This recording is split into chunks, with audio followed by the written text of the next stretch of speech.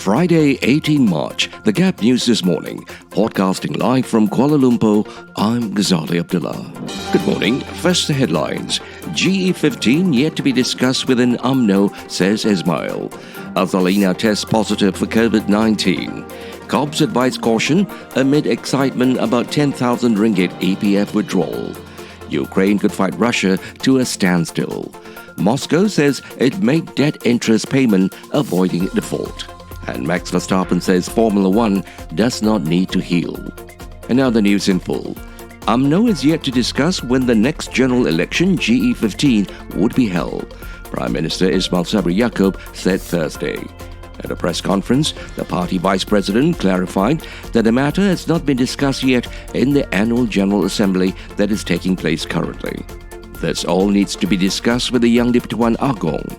However, we will discuss it within the party first.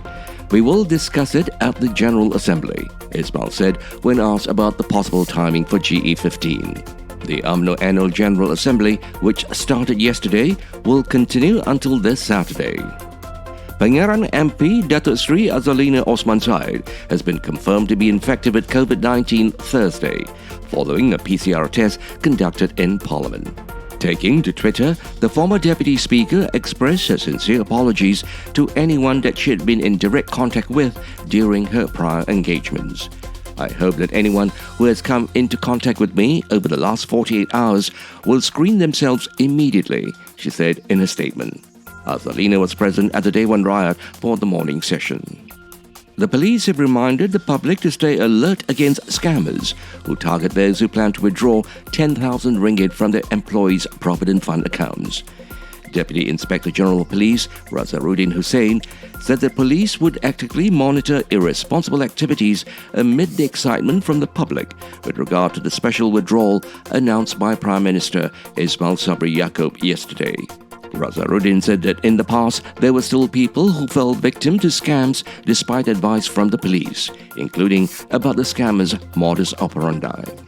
The situation on the ground is not changing dramatically, and Ukraine could fight Russia to a standstill, Western officials tell journalists. Similarly, the Pentagon says the Russian advance is frozen around the country on multiple lines of access.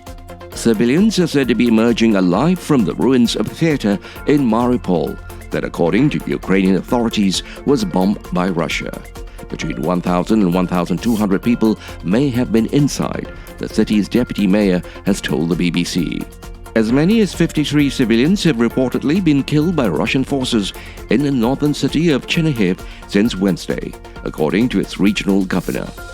Russian journalist Marina Osyana-Nikova says she hopes a televised protest holding a sign saying "No War" will lead people to question local media reports. Russia's finance ministry said Thursday it had carried out interest payments on 2 foreign bonds, avoiding default for now after it was hit by unprecedented Western sanctions over Ukraine. The payment order, worth US $117.2 million, due on March 15, was sent to a correspondent bank account on March 14 and was executed, the ministry said in a statement. The ministry added that it will provide additional information on the crediting of the funds.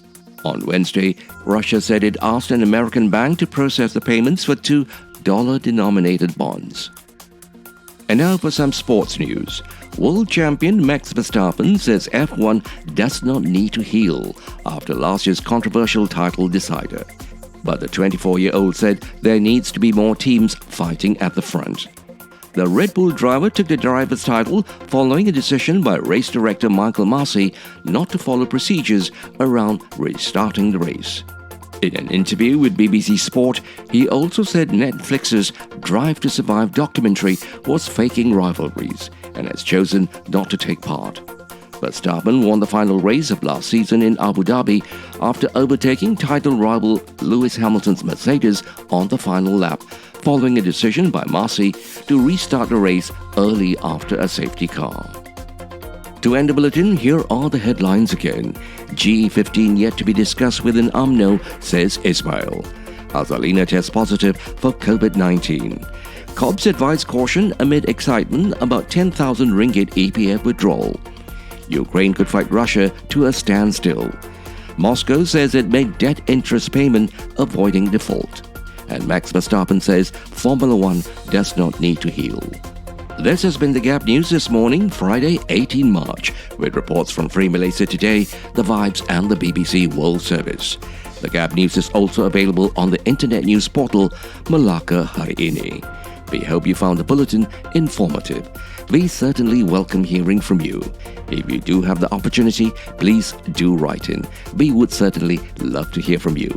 Podcasting live from Kuala Lumpur, I'm Ghazali Abdullah.